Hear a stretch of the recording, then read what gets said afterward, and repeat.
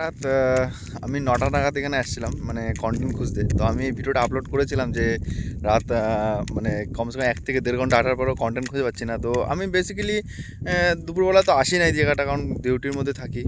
আর আজকে ১ ঘন্টা একটু ব্রেক নিয়ে আসছি, আমি তোমাদের দেখাতে চাই মানে আমি এখানে কোথায় কাজ করি। তোমরা দেখো মানে ডেজার্ট ওকে, কিন্তু ডেজার্টের মধ্যেও যে দেখো দূর দূর কিচ্ছু নেই। এই যে ফাঁকা রাস্তা, এই ফাঁকা রাস্তা দেখো কিছু নেই। আর এই পাশে কিছু বাড়িঘর মানে কিছু কলকারখানা আছে, মানে যেখান থেকে গ্যাস তেল ওঠে সেই জায়গাটা আছে।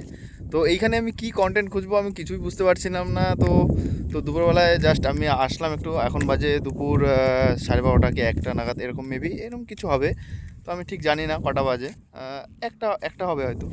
তুমি দেখো এই পুরো ফাঁকা জায়গায়, এই পুরো ফাঁকা জায়গায় কী কন্টেন্ট বানাবো আমি কিছু বুঝতে পারছি না।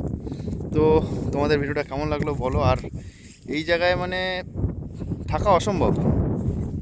যারা বাইরে থাকে তারাই বোঝে যে এই জায়গাটা থাকার কি মানে কি মূল্য এই জায়গাটায়, মানে এইখানে থেকে কীভাবে কাজ করা যায় আর কীভাবে মনটা টেকানো হয়। দেখো আশেপাশে কিচ্ছু নেই।